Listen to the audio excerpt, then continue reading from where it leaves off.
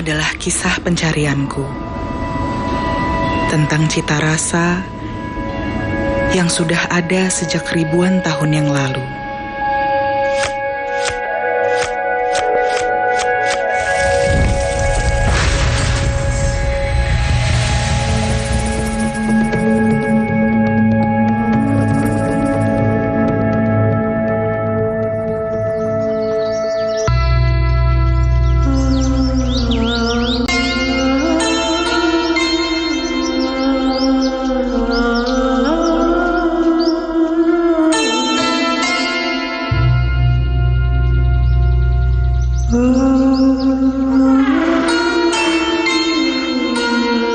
Laire Siwi Mentari namaku. Orang memanggilku Laire. Kehidupan membawaku mengarungi Jakarta hingga Jerman. Namun, ada sesuatu yang memanggilku untuk mengendapkan perjalananku menyusuri jejak rasa Nusantara di kota Yogyakarta.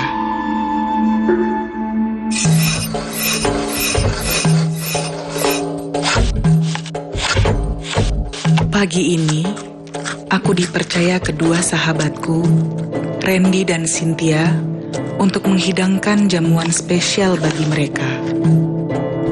Aku seperti mendengar bisikan dari batu-batu candi. Mungkin inilah jawaban dari segala kegelisahan. Aku sudah menghadirkan cita rasa Nusantara di tempat ini. Namun, terlintas di pikiranku untuk menghidangkan sesuatu yang spesial dari masa lalu.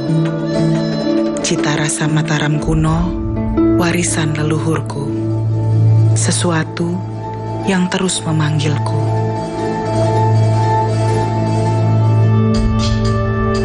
Yogyakarta, tempatku menetap. 25 km ke arah selatan Gunung Merapi. Kota yang memberiku inspirasi hidangan tiada henti. Wilayah yang masih teguh menjaga akar budayanya. Kita masih bisa melihat semuanya dijaga melalui apa yang dikenakan, apa yang diminum, dimakan, dan apa yang ditempati, yang semuanya masih bersinergi dengan nilai-nilai mistis dan spiritual yang masih lestari.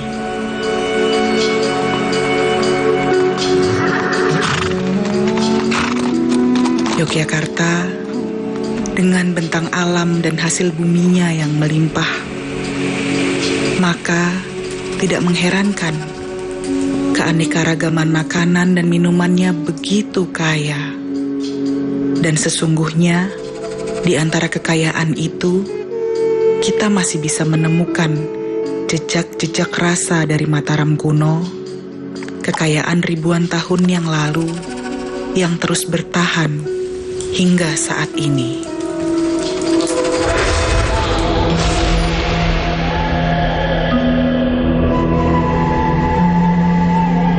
Pada zaman Mataram kuno, ternyata ciptaan nenek moyang kita itu bukan main. Tidak hanya cita rasanya, akan tetapi juga khasiatnya bagi kesehatan kita. Jadi kita harus merasa sangat beruntung menjadi bangsa Indonesia. Jadi zaman dulu kan belum ada mentega, belum ada margarin, lalu belum ada minyak. Mereka menggunakan santan. Kemudian untuk memberi rasa lain, bisa ditambahi dengan cabai. Nah, sebelum ada cabai ditemukan, mereka menggunakan jahe atau menggunakan kemukus. Seperti potongan teka-teki, inspirasi juga hadir bersamaan dengan angin lembut yang membawakan aroma kemukus yang tumbuh di halamanku. Ya, kemukus, rempah pedas yang digunakan nenek moyang sejak zaman Mataram kuno. Aku mulai mulai menyusun potongan-potongan inspirasiku. Rempah, bumbu, bahan-bahan, dan juga seseorang dari masa lalu. Aku tidak tahu dia siapa, tapi aku merasa dia selalu ada dan menuntunku untuk menemukan resep masa lalu, menggali kembali kekayaan rasa Mataram kuno, warisan leluhurku.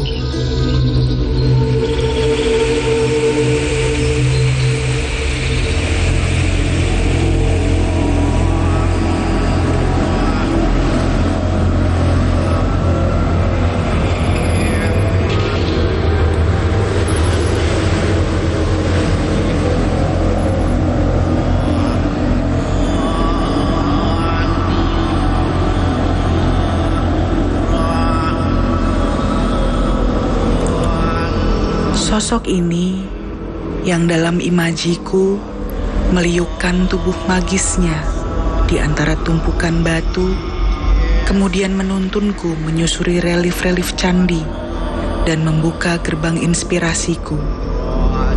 Pahatan kuliner masa lalu, kuliner Mataram kuno dari ribuan tahun yang lalu. Dan aku melihat sosok yang mirip dengannya dipahat di salah satu kaki candi suci Prambanan.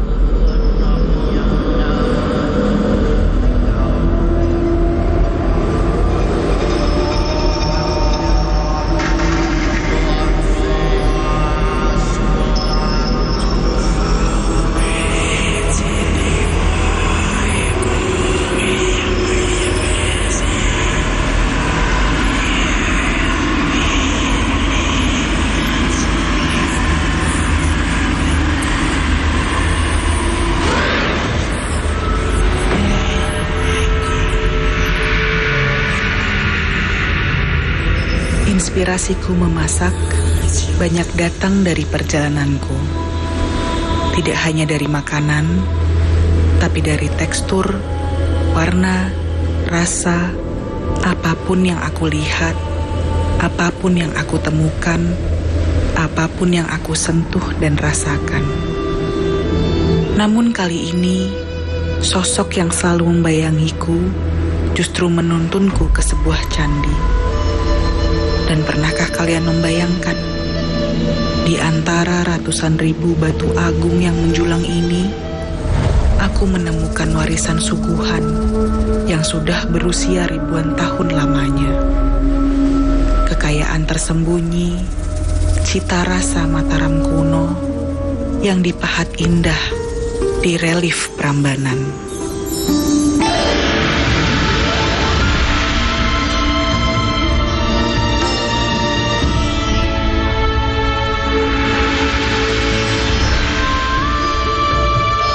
Kita bisa melihat adanya jejak-jejak kuliner pada masa lalu, terutama pada era-era Kerajaan Medang atau Mataram kuno itu.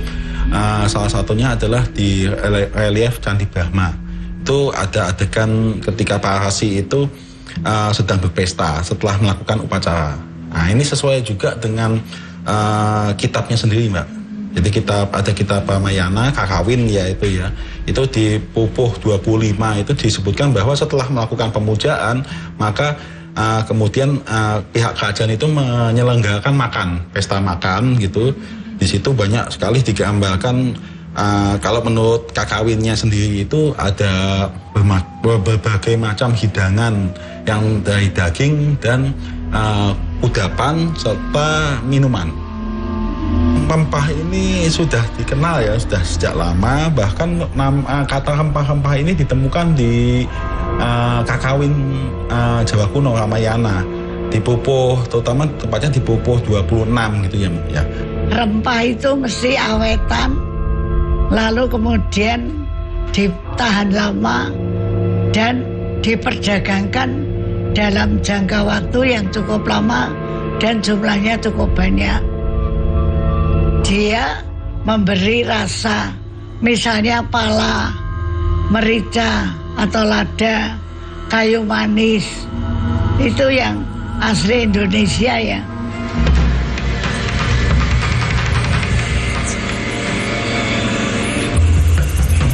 Aku mempersiapkan semua bahan.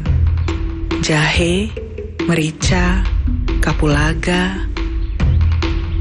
gula Jawa, cengkih, kayu manis, dan sejumput garam. Jahe aku bakar dulu agar lebih wangi aromanya. Kemudian, bahan-bahan ini aku rebus dalam 2 liter air yang aku taruh dalam sebuah wadah dari tanah. Bahan dari tanah ini juga telah digunakan nenek moyangku dari Mataram kuno, serta memberikan aroma yang khas kepada olahanku.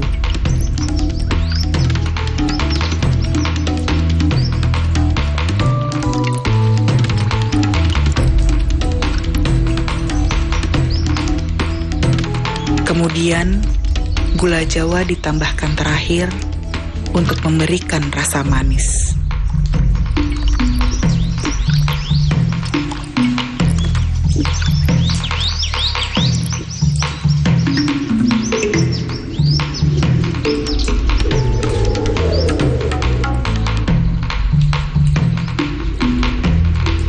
Minuman berbahan aneka rempah dan rempah sebagai sebuah kekayaan yang telah dikenal sejak ribuan tahun yang lalu dengan sejuta khasiatnya. Nah, sedangkan di reliefnya sendiri itu kita bisa melihat bahwa gak cuma daging tetapi juga ada makanan laut ya, kayak misalnya ikan, terus kemudian ada belut, ada getam atau kepiting, itu juga kita bisa temukan di relief tersebut gitu. Dan terutama ya itu ikan yang kita identifikasi sebagai ikan kutuk atau ikan gabus. Biasanya ikan yang hidup bergerombol. Itu filosofinya adalah bahwa kebersamaan itu adalah penting untuk mengatasi bahaya.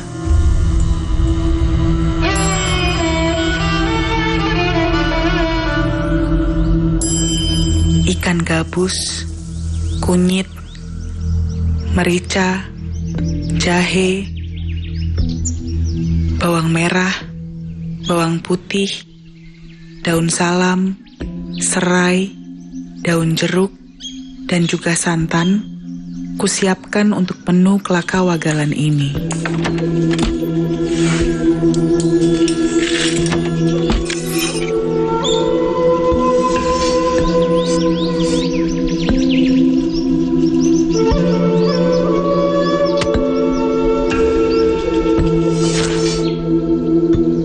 Kemudian, ikan gabus kusayat dan kukeringkan dengan cara diasap.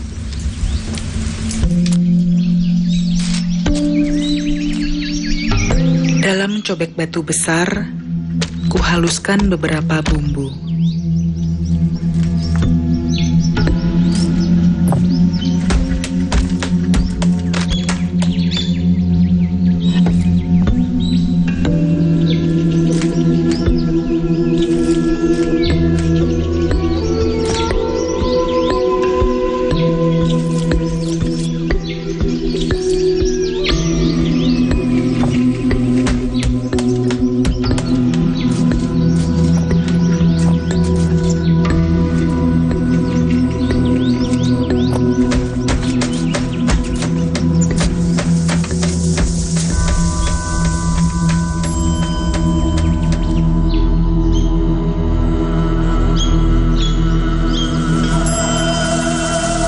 Kemudian, ikan yang telah kuasap beberapa jam, kupotong menjadi beberapa bagian.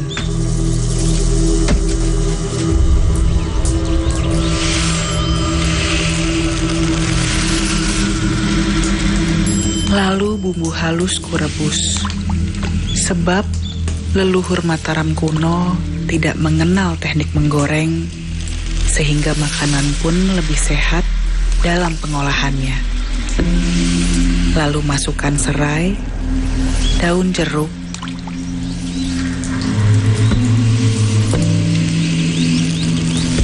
daun salam,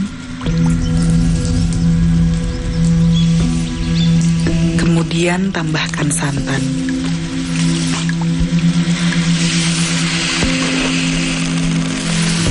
aduk hingga matang, dan masukkan potongan ikan.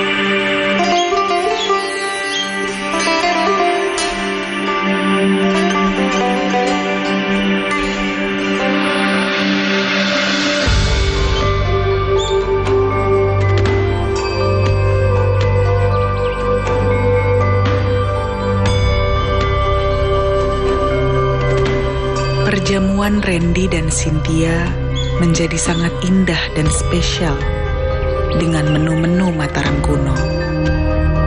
Dari penelusuran relief candi, obrolanku dengan ahli gastronomi hingga arkeologi, buku-buku yang aku baca, dan keping-keping yang dibawa sosok masa lalu, semuanya menjadi sumber inspirasi. Olahan kepiting, dual-dual atau dodol, olahan ikan kelaka wagalan, buah-buahan yang ada dalam relief, serta kinca atau fermentasi asam, kuluban, nasi putih, serbat jahe, dan sayur batang pisang atau kuelan harias.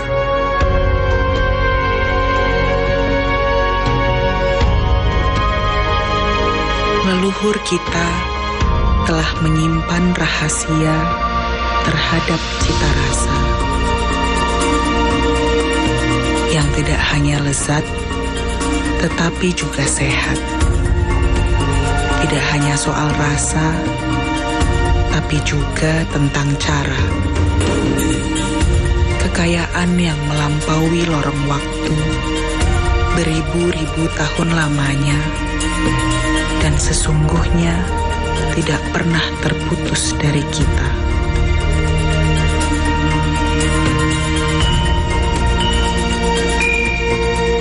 Dan bahwa sesungguhnya bangsa kita adalah bangsa budaya yang memuliakan makanan, menjadikan apa yang kita masukkan ke dalam tubuh kita sebagai sebuah berkat dan doa.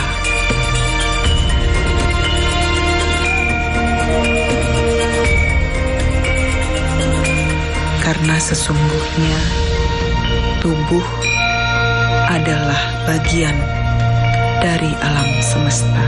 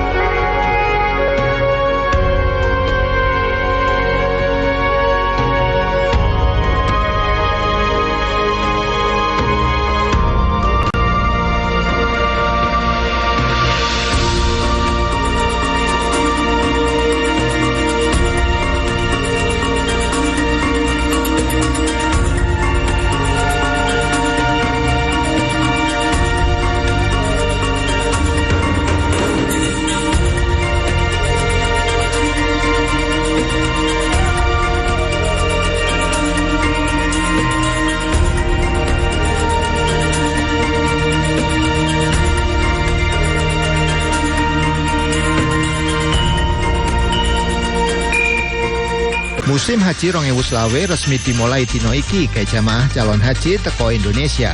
Gubernur Jatim melok langsung nemoni para buruh ambek meringoti dino buruh bareng-bareng. Montor-montor spot iki melaku buanter iring-iringan sadurunge ngalami kecelakaan. Maite pendaki iki akhirnya kasul dievakuasi teko jurang. Saiki faktor nilai akademik dadi prioritas timbangane sistem zonasi utawa jarak. Saksikan Pojok Kampung cuma nang JTV.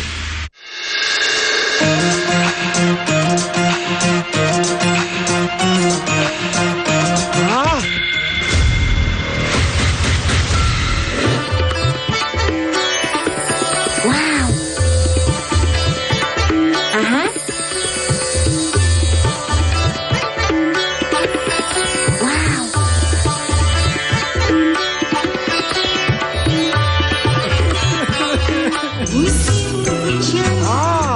Mantap suaranya. Yahut goyangannya. Stasiun dangdut digoyang sama Yahut.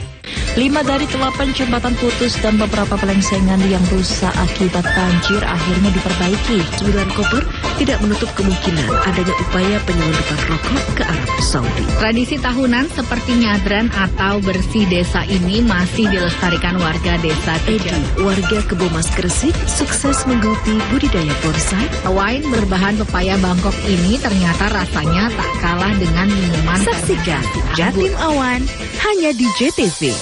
Konco-konco Jawa Timur, saya langsung ke Pak Jum ini. Jadi masyarakat tetap menjaga hutan, tetap lestari, tapi juga dapat makan di sini.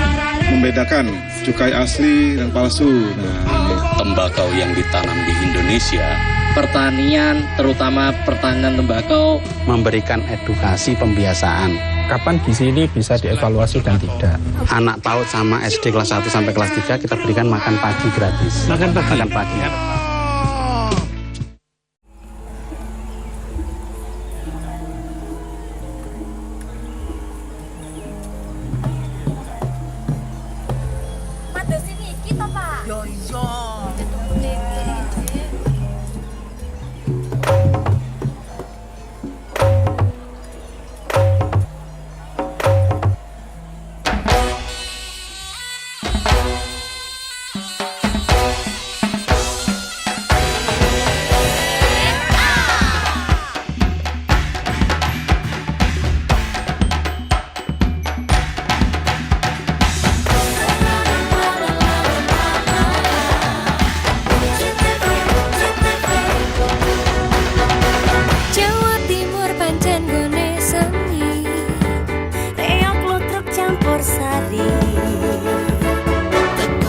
Sampai Banyuwangi, ragam budaya lestari. Mojo Paen Singosari Kediri Bukti Ayo rek, kuyuk makaryo. Jawa Timur tambah joyo. JTV 100% Bumi Wong Jawa Timur 100% menghibur rakyat makmur. JTV 100%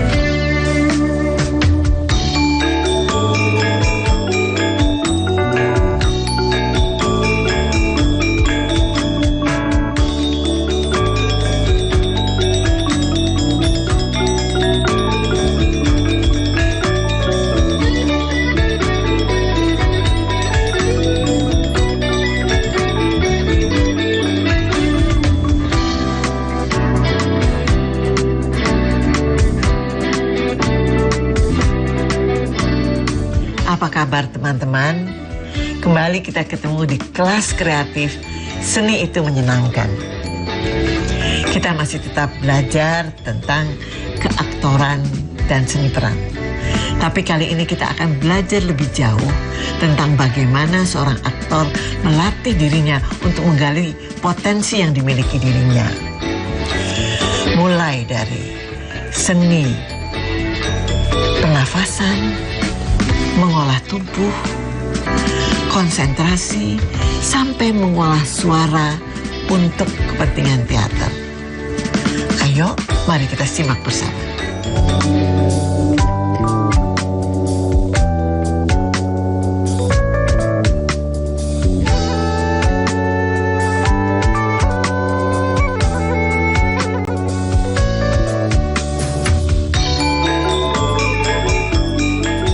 Teman-teman, konsentrasi itu sangat penting dalam mengerjakan apa saja sebenarnya. Apa saja yang ingin kita lakukan dengan sebaik mungkin, gitu ya. Itu memerlukan konsentrasi. Dalam berakting, kita juga memerlukan konsentrasi itu. Sangat memerlukannya. Konsentrasi adalah pemusatan pikiran pada suatu hal.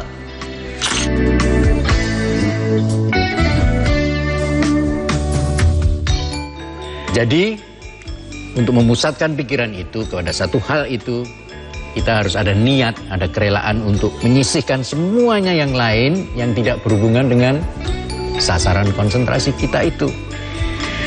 Nah, sebagai aktor, konsentrasi kita itu tertuju pada peran kita dan pada memelihara, merawat keyakinan kita tentang apa yang kita lakukan di panggung dan tentang siapa yang sedang aku perankan ini. Kepercayaan atau keyakinan diri tentang itu jangan sampai meleset, jangan sampai kepleset, harus dipegang teguh. Karena itu adalah kunci untuk juga membuat penonton yang menonton teman-teman percaya bahwa apa yang dilakukan oleh teman-teman di panggung itu sesuatu yang benar.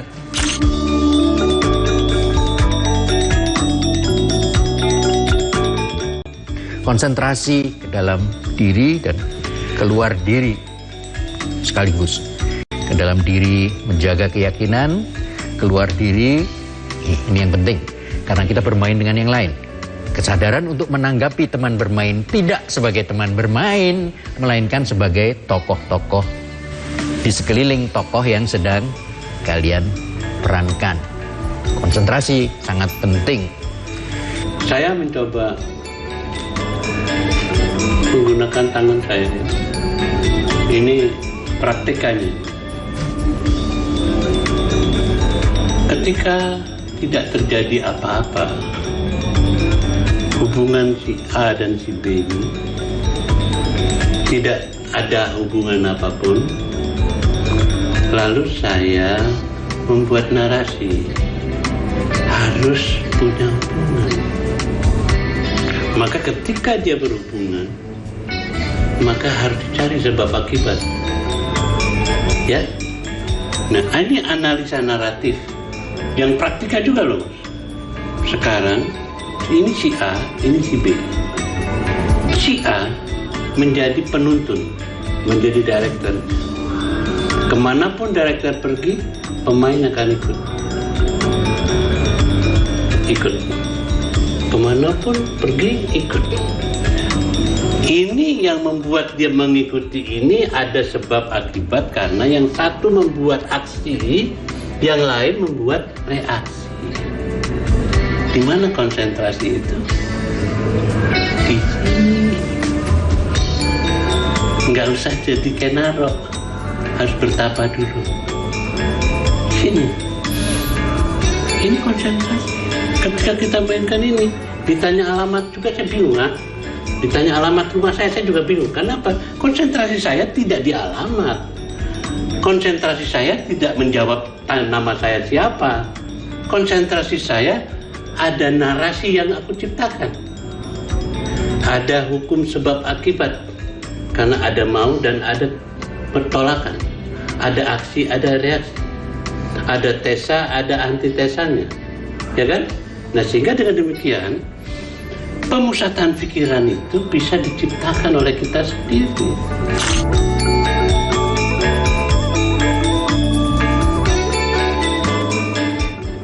Jadi kita selalu begini, pada akhirnya ini sedang dibentuk sebuah narasi.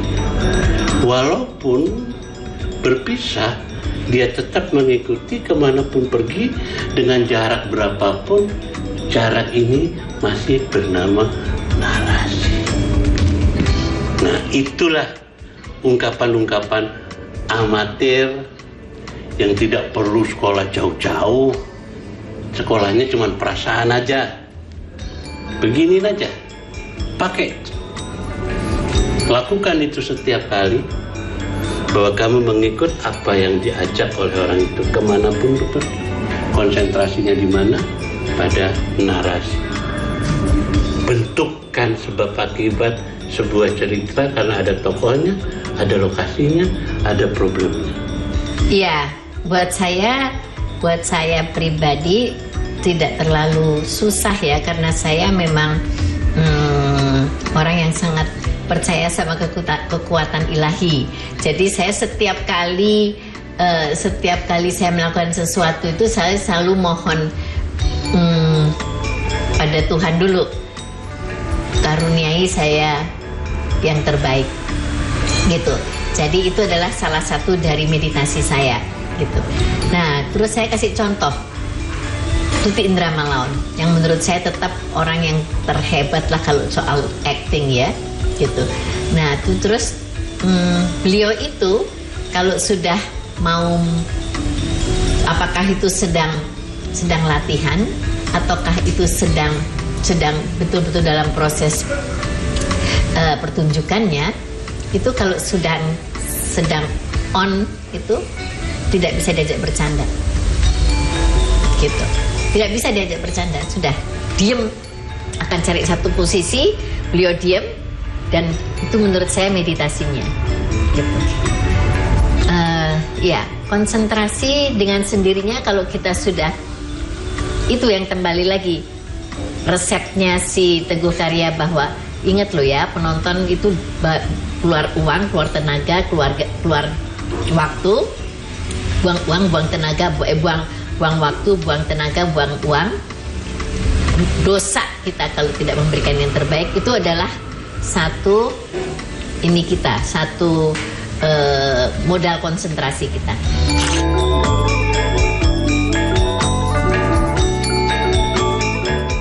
Nah, baru soal konsentrasi dan pernafasan saja sudah menarik.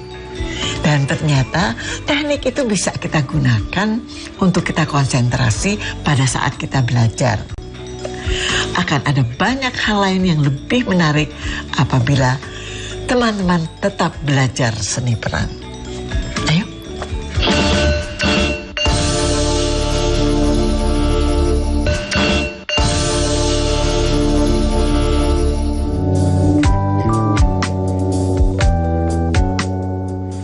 Nah,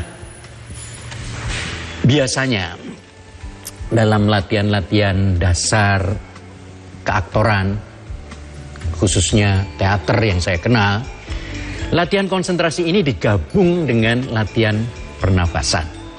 Pernafasan ini juga sangat penting. Pernafasan bisa mendukung vokal kita kalau pernafasan kita baik, terkuasai dengan baik, dan juga bisa mendukung kita dalam menghidupkan emosi, memberikan bobot emosi pada tindakan atau ucapan kita. Kita bisa mensugestinya dengan memainkan nafas.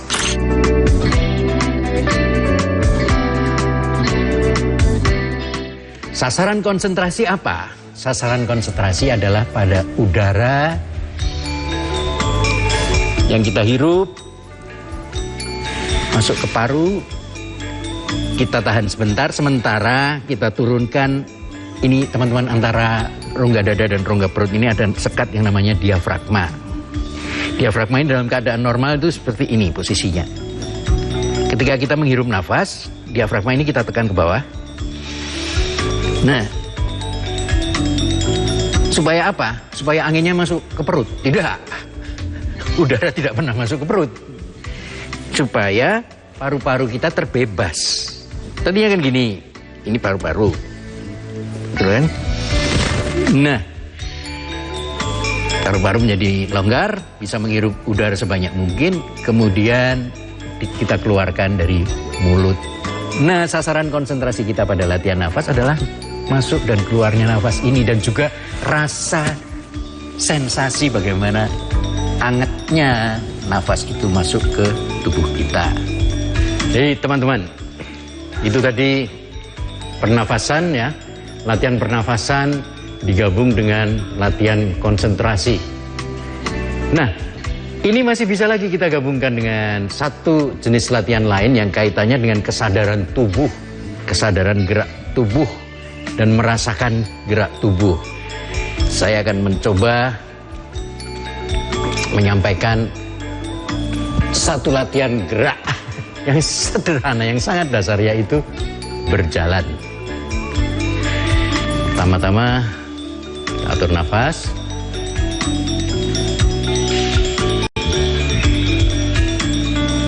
Berirama. Lalu mulailah berjalan seenak mungkin. Sambil tetap mengatur nafas. Nah, lalu teman-teman coba ya, rasakan apa yang terjadi sebetulnya ketika kita berjalan ini. Dinikmati saja berjalannya.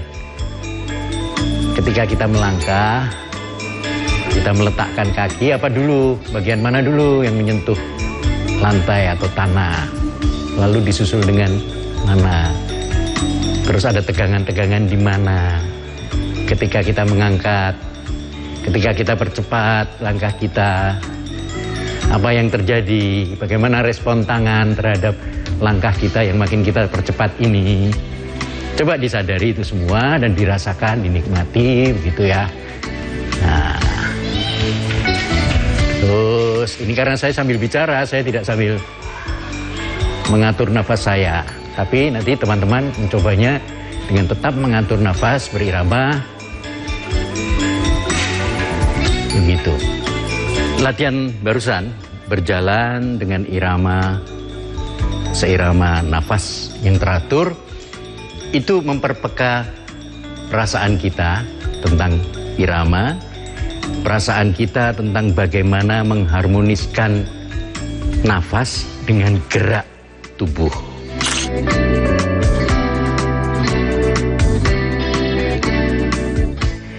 Juga kita mempersegar kehadiran kita, kesadaran tentang kehadiran kita, tentang bagaimana nikmatnya hal-hal yang sangat sederhana yang biasanya secara sehari-hari sudah kita lupakan. Jadi tadi contohnya berjalan. Berjalan ternyata sesuatu yang enak juga. Ternyata tidak hanya fungsi membawa badan dari satu titik ke titik yang lain, tapi juga ada fungsi estetiknya, fungsi kenikmatannya, fungsi keindahan rasanya situ. Juga kita menyadari bahwa kita selama ini ternyata dibantu oleh yang namanya sendi-sendi itu. Di sini ada sendi peluru, di sini ada sendi pelana, ada sendi engsel dan sebagainya. Nah, sebenarnya kalau ditanyakan mana bagian tubuh yang perlu dilatih untuk mendukung keaktoran, ya sebenarnya semua perlu dilatih. Semua persendian-persendian kita ini dari lengan ini sampai ke siku, lalu dari tangan ke bawah ke pergelangan, lalu sampai ke jari-jari dan sebagainya, juga kaki, itu perlu kita latih.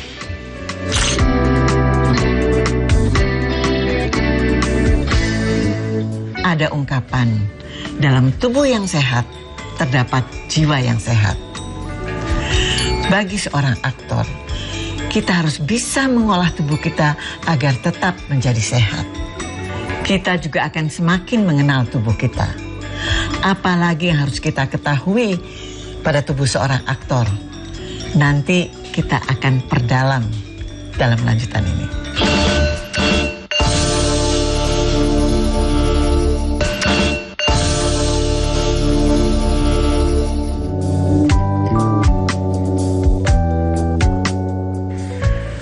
Nah, suara vokal kita ingat ada aspek volume, ada aspek tinggi rendah, pitch, ada aspek timbre atau warna suara. Ketika kita memerankan seorang tokoh dalam lakon, dalam cerita drama, kita memanfaatkan aspek-aspek itu dalam kombinasinya dengan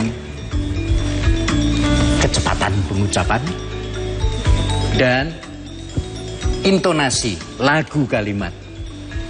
Kecepatan dan intonasi atau lagu kalimat.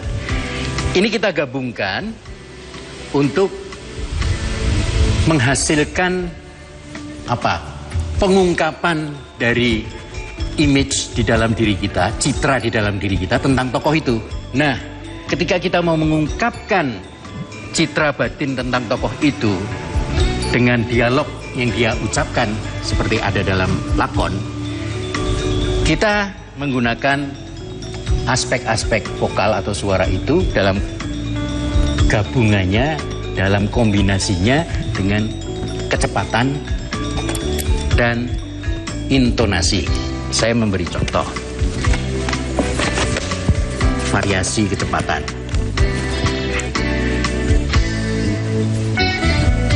Cara baca pertama, cara pengucapan pertama. Seandainya aku lebih kuat, aku adalah raja kalian. Tapi karena kalah, aku pengkhianat, pengecut. Coba saja Anda yang menang aku. Tapi sejarah tidak memihak aku. Kalau bicara objektif, sejarahlah yang benar.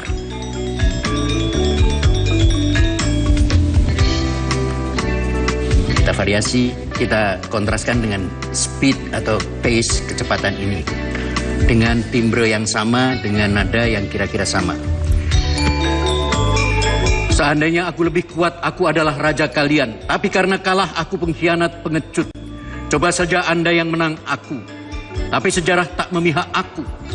Kalau bicara objektif, lebih cepat, lebih datar. Kita variasi intonasinya. Seandainya aku lebih kuat, aku adalah raja kalian. Tapi karena kalah, aku pengkhianat, pengecut. Coba saja andai yang menang aku. Tapi sejarah tidak memihak aku.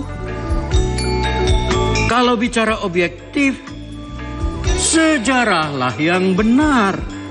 Intonasinya kita ubah-ubah, kesan yang ditangkap juga berbeda-beda.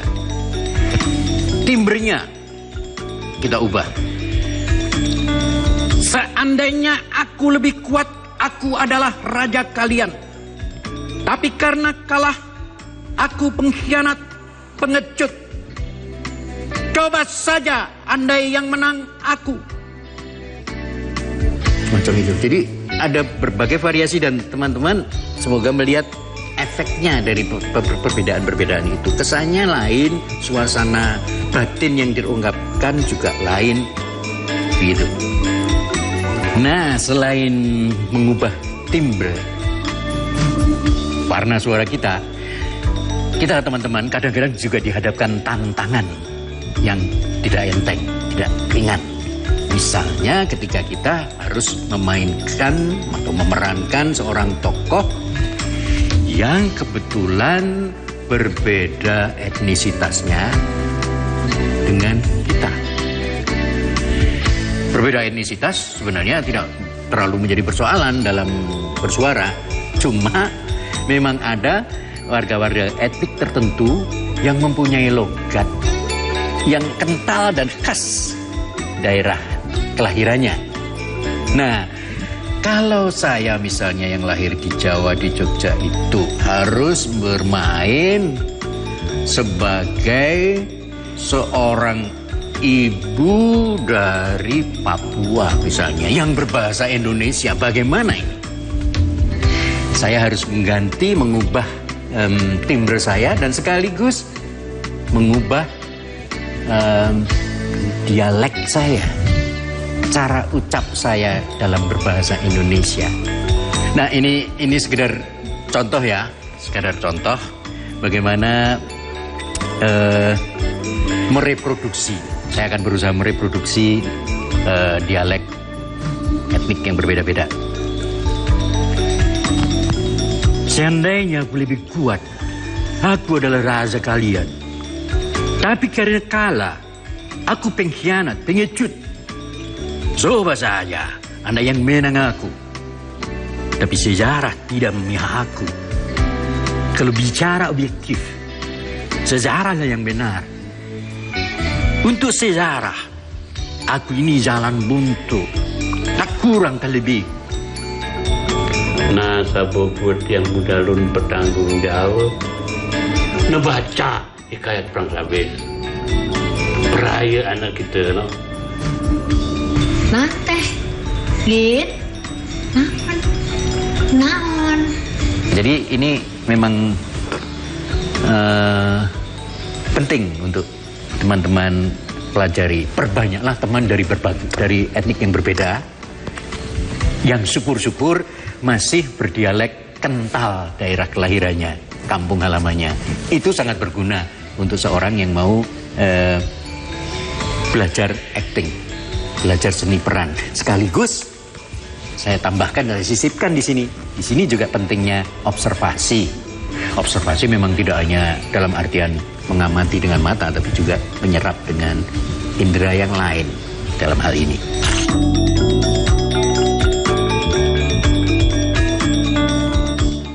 Kini teman-teman semakin tahu, untuk menjadi seorang aktor yang baik, teman-teman harus mengenal dan menguasai teknik konsentrasi, olah tubuh, mengolah suara, dan pernafasan. Selanjutnya, kita akan terus memperdalam seni peran. Belajarlah terus, karena belajar seni peran itu sungguh menyenangkan.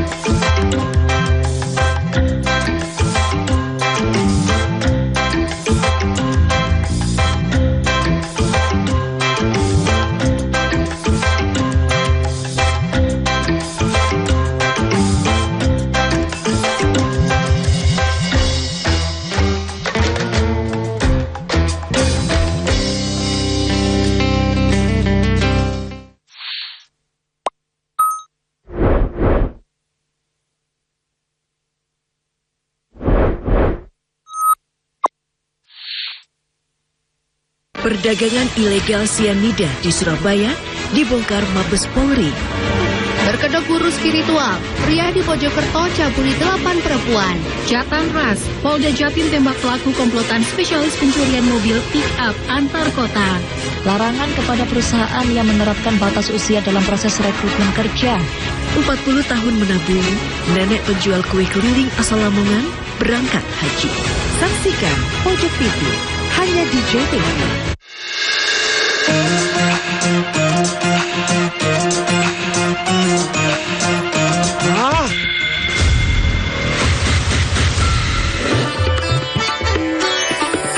Wow.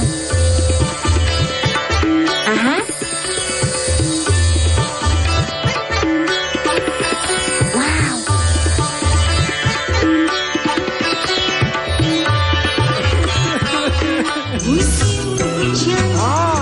Mantap suaranya.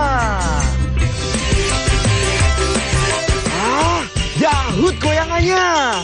Stasiun Dangdut digoyang sampai Yahut.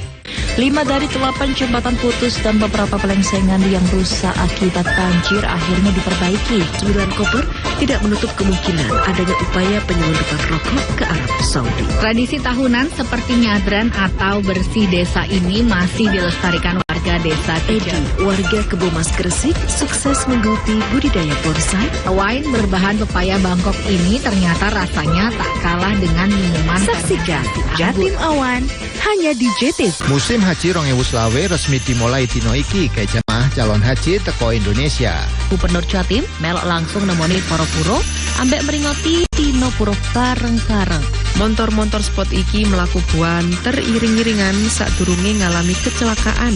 Maite pendaki iki akhirnya kasul dievakuasi teko jurang. Saiki faktor nilai akademik dadi prioritas timbangane sistem zonasi utawa jarak. Saksikan Pojok Kampung cuma nang JTV.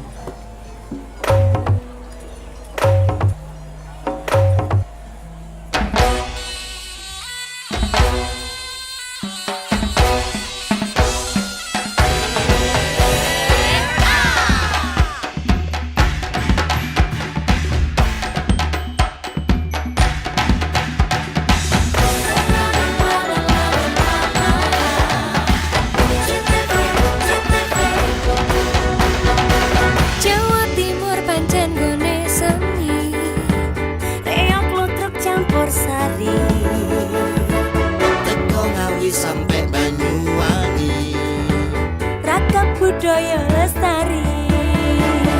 Mojo Parit Singosari Kediri Kutingono. Ayo rek guyub makaryo, Jawa Timur tambah joyo. JTV 100% dongeng Jawa Timur, 100% menghibur rakyat makmur. JTV 100% gawe wong Jawa Timur. JTV 100% Jawa Timur. Yo di Jawa Timur ragam warna-warni jadi melebur. Hati terhibur kembali berkumpul menjadi satu. JTV mantul mantulkan itu filosofi dari tanah Jawi, semua beraksi. Atur insiden dedikasi, semua seni ada di sini. Jawa Timur pancen gone seni. Riok ludruk campur